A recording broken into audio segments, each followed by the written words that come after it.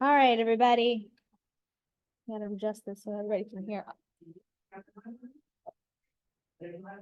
All right, so we're gonna go ahead and get started. So welcome to our March meeting. It's great to see everybody here. So happy March. It's hard to believe it's March. Is this on? Can you hear me at all? Uh-oh. Hang on. It's probably because I gotta use this guy again. Let's try this. How about now? Uh-oh. Try this one. One of them is gonna work. It's probably why there's batteries over here too. We probably should have checked this before. Everything. Your loud voice. My loud voice. Danielle has one. Thank y'all. All the time. The podium system does not work really well or is not working. So that's why all of these things that I are assuming are fixed or working are not working. So thank you for your patience on all of this. It's been quite fun. We actually, just for your information, we have 3 people running this meeting right now. With me up here, we have Danielle in the back, and we have Clay managing the chat. So it is quite a team effort to run the meeting this evening. So again, thank you for being here and welcome to the March General Membership Meeting for the Eastwood Civic Association. We're calling to order now. We're going to go through some introductions and welcomes. We're going to go through an elected officials update, and then we're going to go through some candidate presentation, safety update, some officer reports, committee updates, and then just some announcements from here. So from here, just wanted to say hello to anybody who is new. Is anybody who has never been to the Eastwood Civic Association? Yay! Would you like to say hi? Introduce yourself? Sorry for the excitement. What part of the neighborhood do you live in? Nice. All right. Yeah, you got a couple neighbors around here. So welcome. Thank you for coming, and I hope that you keep coming. Hey, all right. So moving on, there are some members of our council members here. I know we've got Carol Alvarado's staff is going to be coming at some point, but I know we can say hello to Diana from District I, who's got a pretty cool update. Wanted to come say. Hi everyone, I'm Diane. So there is a small update for the quiet zone. It is being worked on right now. I think they have to do something with the language contract, but they are in the process. That's good. Yeah, so just so that everybody hears, the update from District I is that the quiet zone for East End 3, which runs parallel to Harrisburg, is that they have to work with some language with UP just on the contract, and the city of Houston is working on that. So that is actively in progress, and I just wanted to make sure that everybody knows we are working on it. City is working on it, so trust me, you can hear how excited and energetic I am now, but this is nothing compared to what I'm doing to Councilmember Martinez. I see a hand raised. As much as I would love to promise, I cannot promise that because we have to get through the contract portion. And if there's any infrastructure updates that have to happen, which there might be, we have to budget those in, get those funded, and then make those updates from there. But this one is further along than others. So we just need to finalize that portion, and hopefully we will be done. But we have an active council member who is working on this now. Any other questions? All right, perfect. All right, Jordan, you want to say hi? Sure. Yes. Hi everyone, I'm Jordan Frazier. I'm in Councilmember Sally Osborne's office. She's an at-large council member, so we work closely with your district Councilmember Martinez on lots of different items. We've worked with them in the past, and we have staff room. We're excited to see this position. That's great news about the quiet zone. I think that's really, really badly needed out here. Councilmember Alcorn last term served as chair of the Regulatory Neighborhood Affairs Council Committee.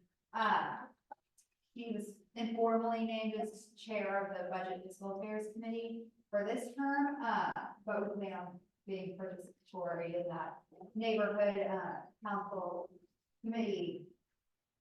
Thank you, membership, since we have a lot of previous experience in dealing with the nitty-gritty neighborhood issues like stray dogs, commercial vehicles parking on residential streets, loud noise, so looking forward to just having those committee assignments out hopefully soon, so we can have a little more structure at City Hall when it comes to what council members are doing what, but we're always here to, help you and coordinate with your district council or with any other constituent in terms of City Hall. Can you speak at all to the new council and Hawthorne's role with HCAP and if there's any progress on representation with property considerations for that thing? Yes, so as the chair of Can you come the, over here closer to the Zoom? yeah, oh, yeah, thank you, I brought up the hybrid version. So she currently serves as chair of the, board of directors. There's been different conversations with TPC, that conversation pretty much failed. There's also another conversation happening with the actual board of directors, makeup, and as far as I'm concerned, it's basically, we're waiting on a response from legal on how everything's kind of moving forward and from the administration. But I know that 60-day deadline is passed and we're watching it. Thank you for your question. Anyone else? Cool. Nice. Thanks for having me. All right, perfect. And I think we have Megan from Carol Alvarado's office. You want to come say hello? Yeah, come up here so that the people on Zoom can hear you.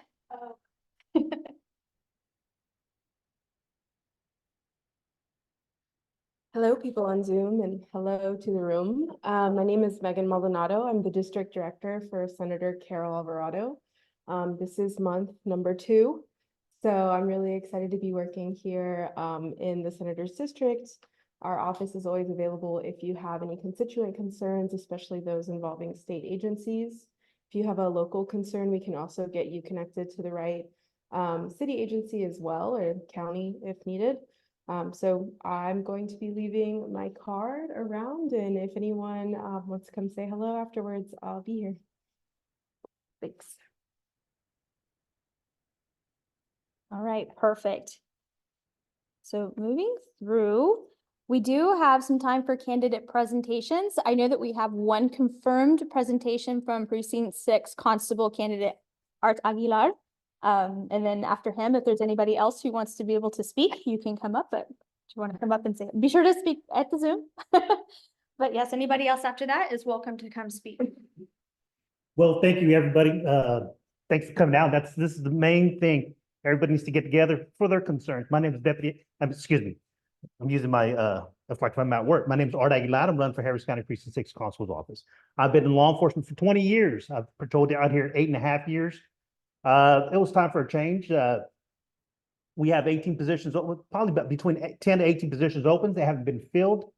I think we can fill those positions. Time for a new change, new atmosphere, and the constable that's out here that actually comes and speaks to y'all, not send the representative. That's the person I'm going to be. Come out here. If you have concerns or anything like that, come and ask me. Have an open doors to that office.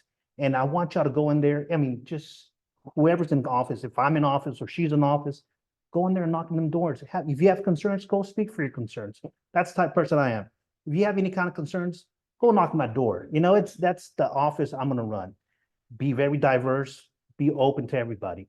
That's who, and have more deputies out in patrol. Like I said, thank you for your time. My name is Art Aguilar. Thank you. Never been in Zoom.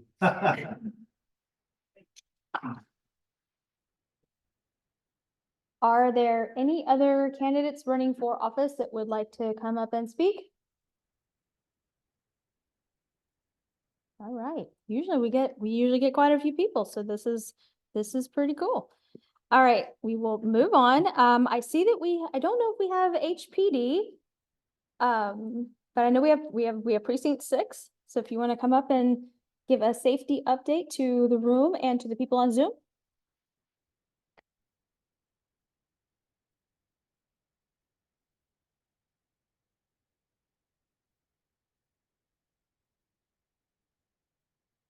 All right, good afternoon, everyone. I'm Sergeant Mata with Harris County Precinct 6, Constable Trevino's office. Just want to come out and say hello. If you guys have any issues, you can always call our dispatch number, which is up here. Um, we're always available 24/7, so if you guys have any issues, just give us a call. Any concerns, call us, go to our website. Either one of those will work. Are any questions, concerns? Well, thank you, guys. Oh, yes, sir. Question. What happened with that shooting on now?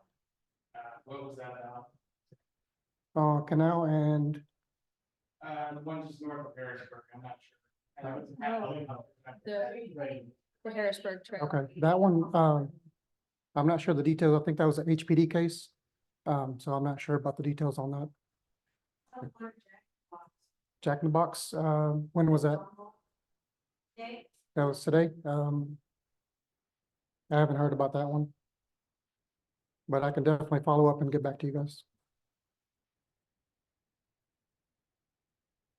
Any other questions? Yes, ma'am. Homeless folks that have, like, kind of camp at Eastwood and the railroad tracks. And my understanding is that actually Union Pacific, I think, called it in, I don't know, presumably HPD, and they came and they cleared it. And then the next day, they were back. Can we call you guys? Yes, ma'am. Absolutely. I mean, like, it's right behind. You can either call us or HPD. When do we know who to call HPD and when to call y'all? You- Really? You can always call either one. What we do is we do civil as well. We do, the criminal side and we do civil, like subpoenas, writs of reentry and, evictions, things like that. We do that as well. But we do the criminal as well. So either one. I mean, definitely if it's an emergency, call 911 and you can follow up with us as well. Yes, ma'am.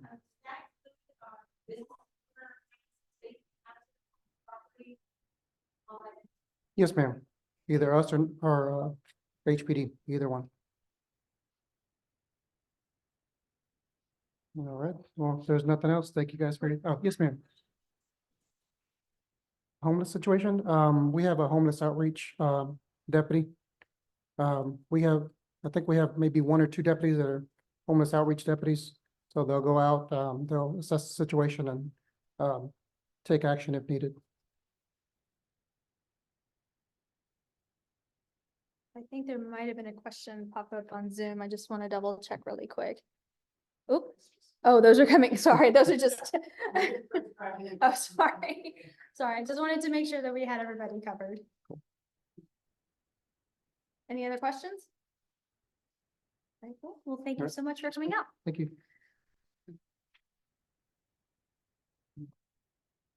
All right, so moving on, we have Lonnie for our treasurer reports.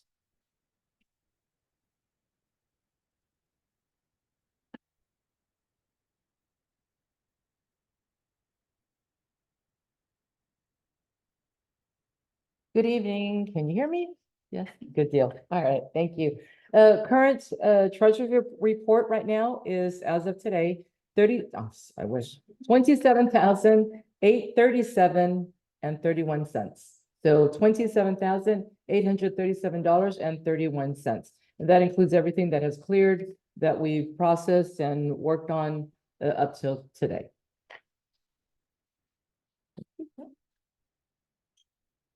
All right. And then our secretary report. Yes.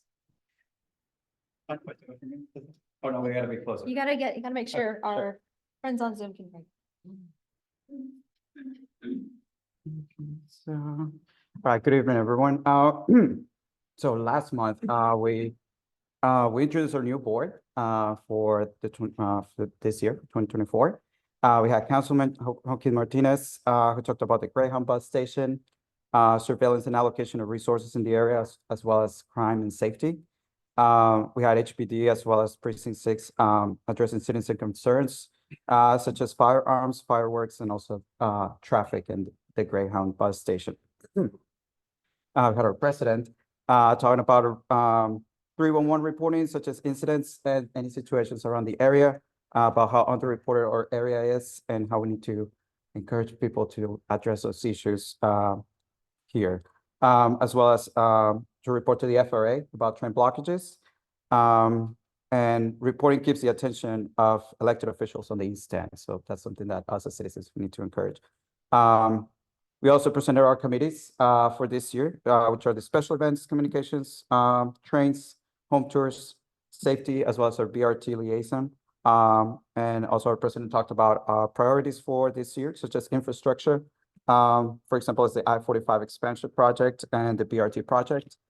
And lastly, we identify some of the neighbor concerns such as safety, train blockages, mobility, beautification, improvements on communication, and Spanish outreach.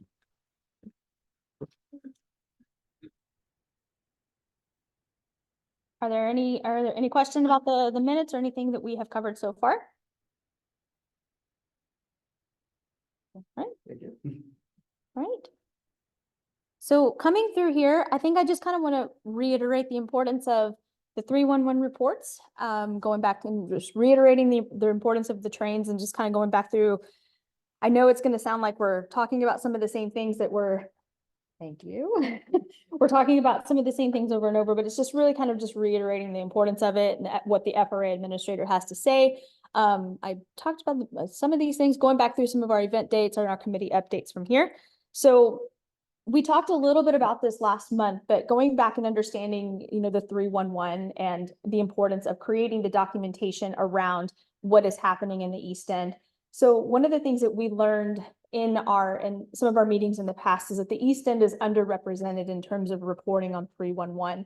And what that means is that it can help bring resources to our area. And that's for potholes, improving sidewalks, illegal dumping. And whenever we have things like misrecycling, miss trash pickups, these types of things, just creating that documentation that it happened, even though it's something we see on a regular basis, just creating the report is helpful to show the city that it has happened. And I get it. It's not fun. But just, you go out and you walk your dog, bring your phone with you, take a picture and just create it. It takes just a couple minutes on your phone just to take care of. So if you want to take some time and download it on whatever phone, if it's an iPhone, Google Play Store, I always forget what it is. But if you just want to go and download the app, it's really simple to do and it pulls your exact location. So it's very, very helpful. And it also helps our elected officials really represent you to say, hey, there's a problem here. And I would just, these are the types of things that you can see. We see these broken water mains on a regular basis. Just report it. You see a light that's out, report it, because sometimes the city doesn't know that these things are broken. And when you have it documented, they can go out and fix it. So just creating the documentation that it happened, created the report, it adds to the numbers. It shows that there's a problem and you're doing your part to help our city. You're doing our part to bring attention to the area, and our elected officials can say, hey, there's a problem. Let's add some resources to create a real fix for it. So just bringing that to our attention, and also, drainage problems, potholes, broken water mains. And I also add in illegal dumping, because that is something that we see on a regular basis, just people dumping mattresses on an empty lot. That's not a thing. I wanted to add something. So recently I made a report on the app, on the 311 app, and if you don't have it, it kind of is like Facebook. So you kind of create a post, and if you want to follow up, there will be someone following up on it.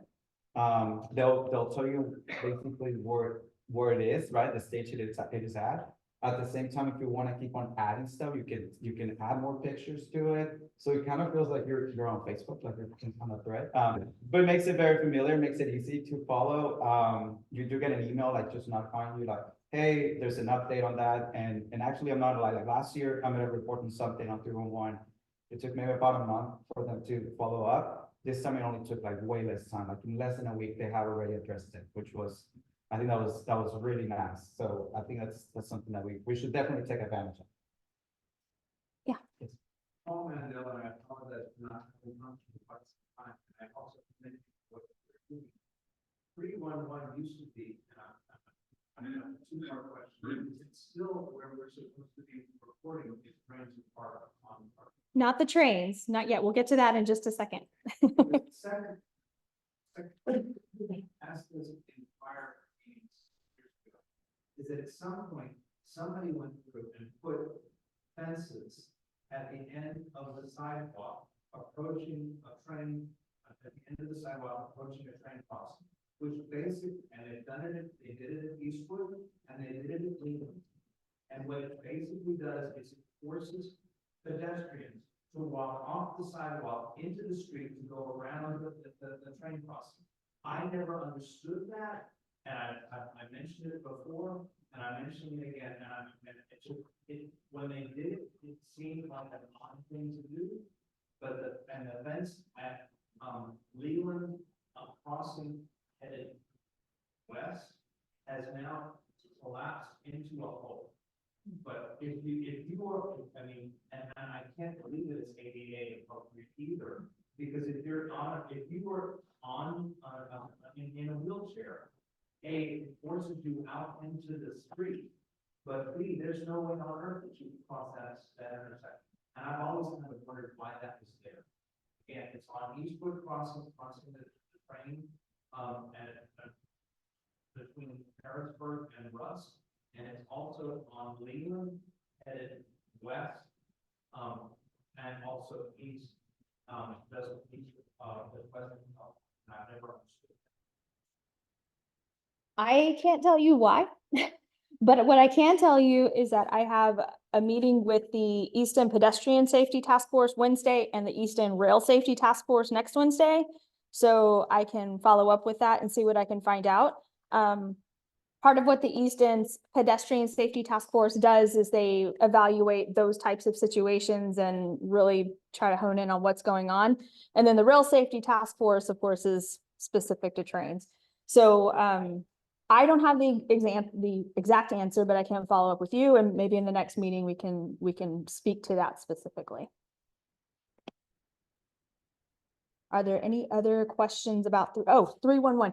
So just to kind of reiterate what Everett was saying, it is like Facebook. You get a follow-up.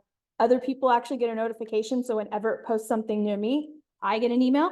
So you can see if other people are reporting, and you can actually comment on those posts. So it's kind of fun if you really want to get involved in it, if that's your thing. If that's your thing. Thomas, yes?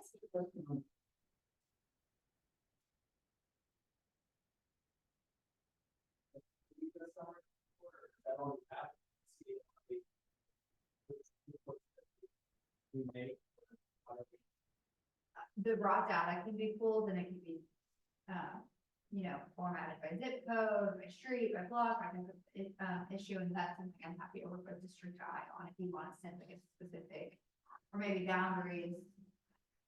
So we can probably work with the District Eye on that specifically, but I do know if you look at the map, you can see where people are reporting, and you can see that there's almost no reports in the East End. Like you can see the open reports. So that's something that you can actively see, but if you wanted to see like a number of reports, we can work with District Eye on that. One thing I wanted to add, on the app, you can report anonymously, so sometimes people feel afraid of putting up their name or something. We do have to create an account, but they put you anonymously, so. Yeah, you do have the option to report anonymously. So if you want to report a pothole by your neighbor's house, you can do that. She has. Not for this one, but, the 311 have, like, signage, like little bandit signs or something, and like, if we're trying to increase reporting and neighbors' awareness of how to report, like, do they have physical signs that we can fit in our front yards? I don't think I encourage. Not that we know of. No, I have somebody up here saying we don't really encourage that. But maybe you wanna have like your yard with a political. There are different rules, but that, I like what you're thinking. I like where you're going with that. Yeah. I'm happy to talk with you. Something like that. In that realm. All right, but we can still get stats on it and just see maybe what other areas are reporting and just to showcase that. But in the meantime, when you're walking your dogs and you're going out for walks, please just once one report per walk or something. I don't know. I set goals for myself. Which that's really nerdy of me, but that's okay. So to the trains though, so something that the FRA administrator, Amit Bose, has come out and said in just the last week is that they look at this data regularly and they come out to speak to communities that are seeing real problems. We know this to be true because we have seen the FRA administrator at least like 3 or 4 times in the last year and a half. And so what I have been noticing is that there are other states that are starting to report. They're starting to see this. So I just want to reiterate that if you see a stopped train, please report it to the block crossing app, right? The block crossing portal, which I know it's difficult to see right here, fra.dot.gov/block crossings. You can also Google it, FRA block crossings, and it'll come up. This is extremely easy to use on your phone. It will pull your location, your nearest crossing, and it will pull your time. All you have to do is just tap the information of where you saw the train, about how long you think it's been there, or how long you've been stopped, and what you observed, and it pulls the crossing nearest you. And it doesn't have to be exact, just how long you've been stopped, and then you can move along your way. Now, I know a lot of us are pretty used to seeing the stop train. As soon as it's stopped, you turn around and you go home, and that's fine too.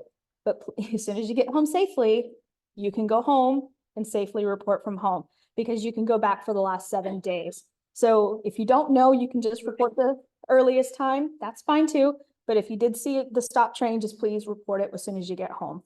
But that's just something we've been working on with our data as we've been working together with the trains committee. We're just trying to raise awareness that the block crossing FRA link is the place to report it correctly, to get the attention to the elected officials. Our elected officials are using the FRA data. Amit Bose is looking at the FRA data, and this is where you are going to get the correct resources to our area and stay on top of the FRA's administrators' attention and mind. So any questions about this? Is that reporting different than the phone number on those blue signs? Yes, very, very different. On the blue signs at the crossing, that is calling Union Pacific. And when you call Union Pacific, they do not have any reason to report their block crossing to the FRA. They don't have to report it. So if you call Union Pacific, they may have their own numbers or their own data that they collect, but they don't have to tell the FRA about that block crossing. If you go this way, you are telling the FRA directly about the blocked crossing. Yeah. Federal Railroad Administration. Thank you. I forget. I just talk about this all the time that I forget that not everybody knows. So thank you. Are there any other questions? This is a lot. This is a lot right here. Even this would be extremely helpful. Even if everybody just does one crossing this month, you're doing a great service for our community.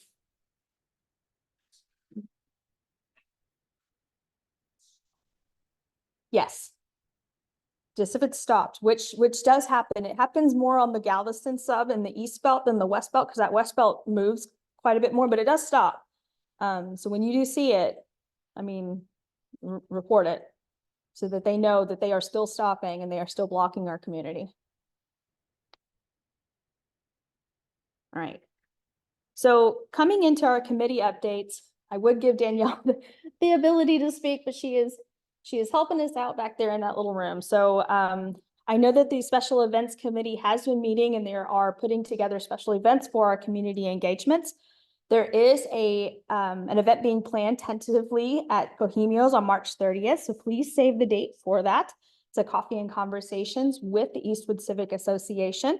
So just be on the lookout for communication about this to come, and you'll be able to hang out with the Eastwood Civic Association and have coffee and donuts with everybody.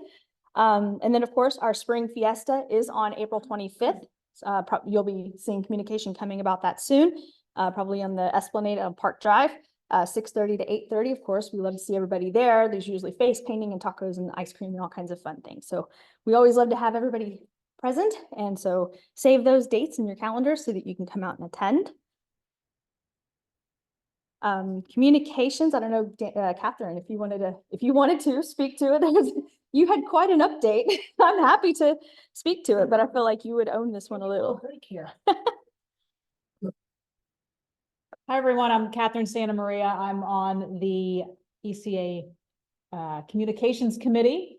And just to remind you, the goals of the Comms Committee are to raise awareness of neighborhood events and affairs and to manage and update our online presence and the newsletter, which is the Eastwood Voice, in order to promote our organization, our goals, and our neighborhood. So we've been very busy. We are soon to mail a postcard to all new residents of Eastwood. I hope our new resident gets one. Let me know if you don't. The postcard coming details a few of our events and also has a nice welcome on the back in Spanish and in English. We're reviewing how we format and distribute the paper copy of the Eastwood Voice and making sure that it gets into as many hands as possible. And on that, if you have ideas for our quarterly newspaper, you are welcome to contact me, Kyle, or Everett. We'd love to hear your ideas about how we should talk about and promote our neighborhood. And we're also creating a social media policy to standardize what goes out and how we communicate with you on social media and through the website. We do have 2 requests. We are still looking for block captains. It's a very easy job. You put a sign in your front yard about a week before our monthly meeting. We are especially looking for people that live east of Lockwood. That is an area that we don't have many block captains in. So if you are in that area or know someone there that wouldn't mind putting a sign out, please let me know. And we would love any volunteers from the community that can help us on the comms committee do our job better. We are specifically looking for people who have basic graphic design experience, web editing skills, and social media management. So please come see me, Kyle, or Everett, if you would like to join us. Thank you. All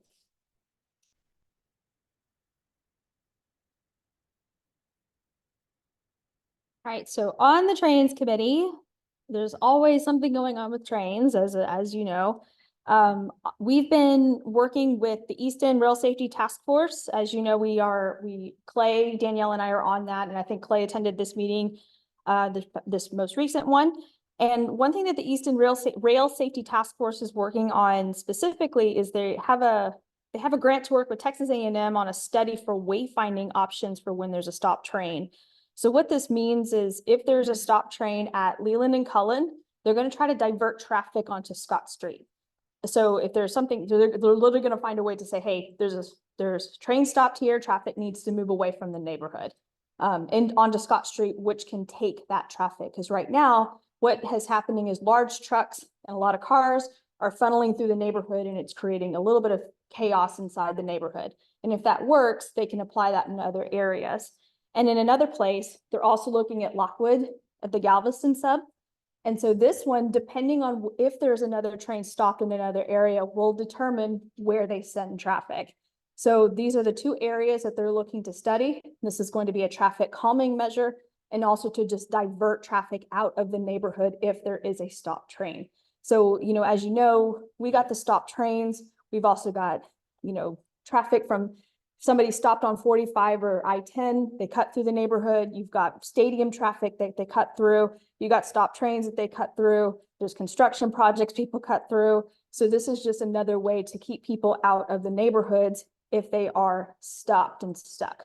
So ideally, this is what's being studied. These are just the 2 priority stops and crossings that they are looking at first. They're going to test them out, and then they're going to start applying them in other crossings, at-grade crossings, until we can get some long-term measures in place. And if this does work, it will go on to things like Waze.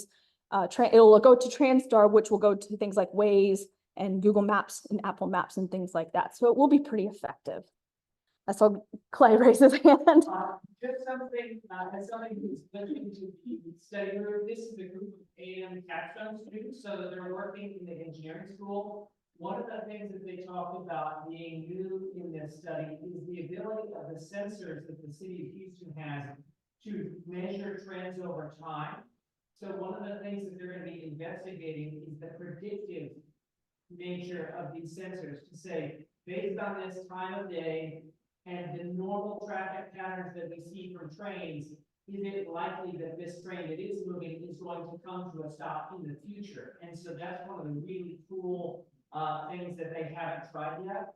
And so one of the things that that committee has asked is that we spread the word among neighbors to contact their council members and say, hey, these sensors are really important. They're doing lots of cool things.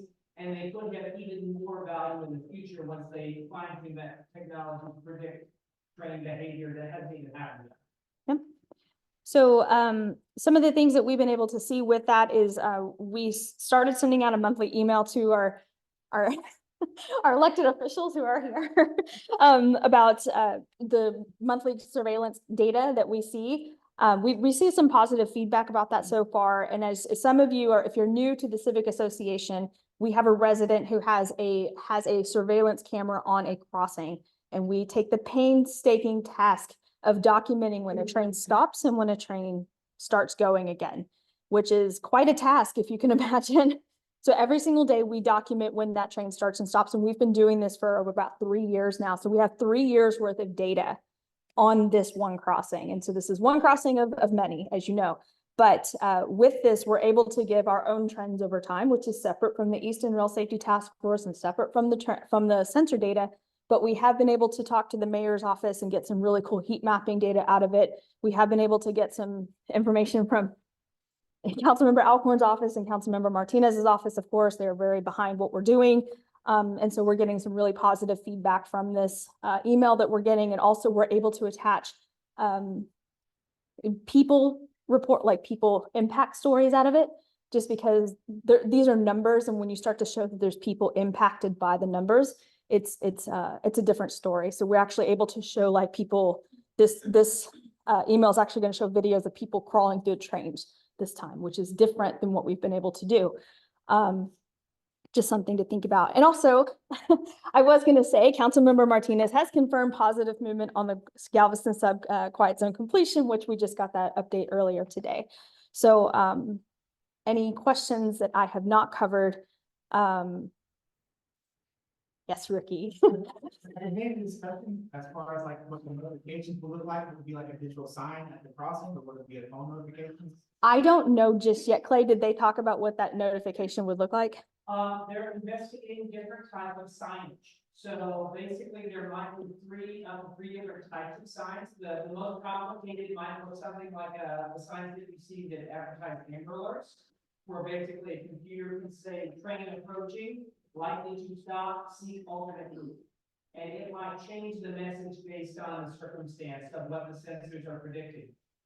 Something in the middle might be something like a sign where you see, for example, the ones that are set up next to an underpass that says when this sign is flashing, underpass is flooded. But it might say, it might be a sign right next to the Leland and Cullen intersection where it says, if this sign is flashing, train is likely to move for some time. See, turn around. So you might have a situation where the arms for the train are down, but that sign's not flashing because they expected that train's to keep moving. Okay. But if the lights turn on, that means that the sensors are picking up that this is the train coming to a halt, so you might as well turn around now. The last, most simple form might be something like a sign that you see for hurricane evacuation routes. It's just a static standard sign. But that's basically indicating that these roads, no matter what, you can get through. So it would basically be like a train bypass route sign. And so those 3 tiers are what the students at A&M are investigating. So just to make sure that everybody on Zoom heard that, the question was what the signs would look like for the wayfinding. And there's various possibilities, and some of that could be like, if this sign is flashing, you got to go a different route. There could be Amber Alert style notifications on your phone. There could be various phone type of alerts. There also could be other type of, I would say, text style signs. Once you get to a crossing, you need to change routes once the train is stopped. So it looks like there's different options being reviewed, and I don't think they've looked at them yet, all of them yet. I have been attending meetings, I have obviously played more educated, I'm sure you are on the situation, but if I can make a suggestion, just to kind of maybe stay on top of the signage or the notification thing. especially if it's gonna be like one of the text dot signs. I've seen, some of those signs going up in residential neighborhoods, and some of the residents where those signs are going up, I haven't been very happy because they're kind of intrusive, they're kind of big, so it may be something you wanna check with the residents in the area Sure. to see if, that's something they're okay with. All right. Yeah, I'll make sure to note that. And just something to also keep in mind, I don't have this noted here, but kind of along that with the West Belt maintenance that's been happening. I'm sure y'all have seen some of the signs that like this crossing is closing. We don't really have much of an advance notice of those crossings that are being closed. We get about as much notice as y'all do. So the West Belt is just getting, I say it's the West Belt, but it could also be the Galveston sub. They're just doing some track maintenance where they're replacing pieces of the track and they're replacing some of the rocks and the ties. It's good just from a safety perspective. So if you see that, it's just regular routine maintenance. It'll be perfect. I think so too. I've been seeing the heavy machinery out there all day, so it doesn't make sense to me. So, any other questions that, No questions, comment. We had a really wild one today. I've seen people, video from a certain somewhere, and then, people going under the train, people going through the train over the little, steps. But today was the first time I saw somebody on a train that was moving. That was a lot. yes, there was a video of somebody on top of a train today, yes. On the West Belt, so that was pretty fun. Okay. All right, home tour. I know that Aaron and Matthew have started to start planning on the home tour. Planning for that takes a very long time, as you can imagine. It is a very big event. Something else that we also just want to start taking a look at is getting homes that can be on the home tour. So if you want to showcase your home on the home tour, just let Aaron and Matthew know so that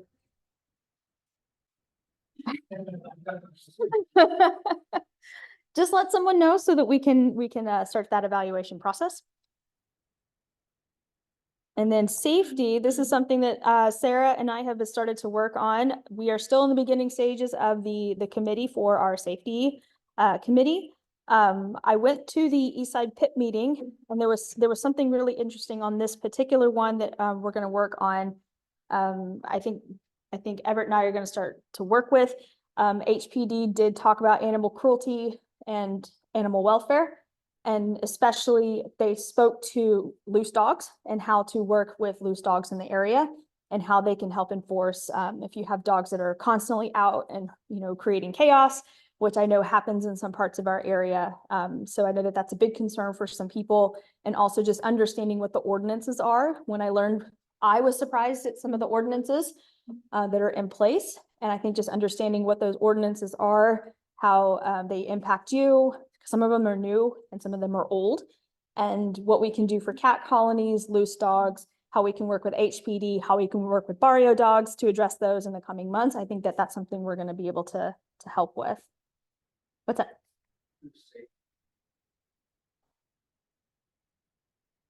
In the last 10 years, relative speed on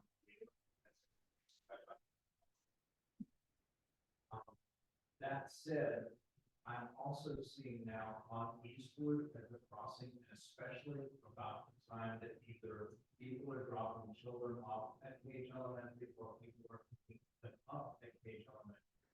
The intersections that Eastwood has become a major north-south artery. And if you watch what's happening between people between 45 and 50 miles an hour on the people trying to cross on Eastwood, it's just a matter of time. And it's becoming where people will go south on Ernestine, pick up their child, come through on either Coyle or Jefferson, and then come north on Eastwood headed home.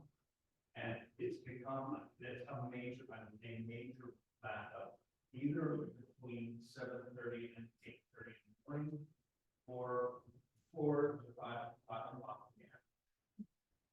And I would think to have anybody get hit, but the way people are driving in their roads are they're especially for the speed. Sure. Just to reiterate, oh, looks like Clay's got it. That's something that I am pulling into our East End Pedestrian Safety Task Force. I've noted all of the areas around schools as high volume traffic, walking traffic routes.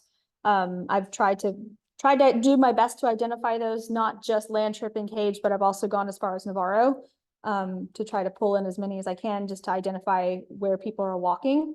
And I've started with the schools and just to see if we can identify those, because in the East End Pedestrian Safety Task Force, there's grant opportunities to get metered crosswalks, and BNSF is also, I have never seen BNSF offer these types of things, but they're also potentially offering community funds to help pay for some of these metered crosswalks. So of course, I'm going to ask them for those, and also from Union Pacific, because I mean, this is what's going on in our neighborhood. So if we can potentially identify where those are, then we can identify like where we can put those strategically. So especially if they're on the high injury network, right? And I think that the area you're talking about is specifically on the high injury network. And just so that y'all know, that's just an area where there are a lot of speeding cars, where there's been injuries to pedestrians and cyclists already, and just been, you know, as an increase in those. Hopefully not children. I didn't look specifically at their children, but we just don't want it to get that far. So I agree, but I have documented that for the meeting on Wednesday. Any other questions from here? All right, cool. So on BRT, I don't know if you want to speak to this, Matthew. It's just pretty, you want to come on up? Pretty straightforward. Yeah, this is easy. I get the one slide, it's easy. So if y'all have been around for a while, you know that there's been historically been lots of movement around the bus rapid transit, the University Corridor line. Things have gotten very, very quiet recently. So part of the reason for it being so quiet is just all of the change that's going on at Metro. So the CEO of Metro left. The board chair is being replaced and just recently was announced. We do not have an existing relationship with this new board chair. So this is something that we kind of need to work through to understand that relationship and make sure that we're aligned. The board chair is Elizabeth Brock. We're trying to understand her experience with public transportation, kind of what her relationship's going to look like with our neighborhood. So it's all kind of up in the air. And again, like I mentioned, Metro is working under an interim CEO. So if you think of the two main stakeholders that we work with, that we influence, both of those are either brand new or in an interim capacity. So one of the things that my ask of everyone that's here, and ask of myself and Clay and others, is to make sure that we're going to the board meeting every month. It's virtual, so you can look online. And then things like the capital planning committee meetings, because this information is not being proactively shared with us on updates. So it's kind of our obligation and my obligation to listen, learn, and then ask follow-up questions. So one of the follow-up questions recently was about a meeting that they were having and the city was having with Union Pacific, and making sure that if the underpass was on that topic, that there was someone from the neighborhood to represent that topic. We're really trying to make sure that these conversations have visibility and transparency, and not that these conversations are happening and then we're getting an update a week or a month later. So we just want to stay on top of it. There's still a lot of dust to settle with the new board, with the new leaders. There hasn't been any movement, but what we don't want to happen is get to a point like we did last year, where decisions were made and then we were all being reactive. So kind of, if there's anyone that wants to learn more, feel free to talk to me after, but not a lot of movement currently. So we'll see where things stand as kind of leadership kind of comes together over the next couple of months. But I think it will be a couple of months thing. I don't think we'll get any updates for a while. Any questions? Awesome. Thank y'all. We do try to tag team those meetings, y'all. We really try to listen as much as we can. So staying on top of those. Just as a reminder, if you do want to join a committee, here is a QR code and a link if you wanted to join. I know that the trains committee can take a couple more, our comms committee is looking for people. I would say if you do want to put your house on the home tour, you could probably just drop your information in here. Safety committee, like I said, we're still kind of getting together and putting everything kind of in place. So happy to have people. So you're welcome to join that. So just making sure everybody has the information here. See some people scanning. And then just making sure you have these on your calendars.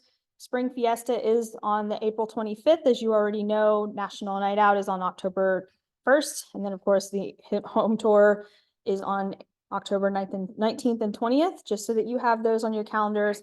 I feel like some people may already know these things, but I just like to make sure we have them reiterated if you weren't here last month, you know, so that we all know and can know what they are, have you ready to go. And lots of announcements, of course. Tomorrow is the primary. Please go vote, get your voices out there. This Cape Center is a voting center, so please, you can just come right back here tomorrow. You can come right on back and be sure, get your voices, like I said, get your voices out there. It's important to vote.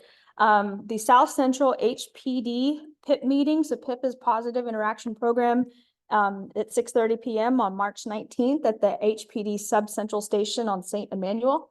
If you want to get involved in understanding what that is, it's a very great program to go understand crime statistics. You can ask your police officers what's going on, especially if you're really curious about maybe the shooting that happened on the Harrisburg Trail. You can definitely go ask them that. The Eastwood Park. There is an Eastwood Park cleanup by Super Neighborhood 63. Ricky told me about it. So at 8 a.m. there's going to be a park cleanup at Eastwood Park on March 23rd at 8 a.m. So if you want to go hang out with the crew at Super Neighborhood 63, I'm probably going to be out there as well. And then of course, there's the Super Neighborhood meeting 64 and 88 on the 27th of March at the Magnolia Multi-Service Center. We'll be sending some information out about that. And then of course, the Coffee and Conversations on March 30th. And your next Eastwood Civic Association meeting is on May 6th, because we're going to have our April Spring Fiesta, and that will take the place of this meeting. Did I miss anything, or did anybody miss any questions before we say goodbye? Because we are actually on time today, if you can believe it. It's probably because I talk really fast. All right. All right, cool. Thank y'all. Thanks. All right. Have a good evening, y'all.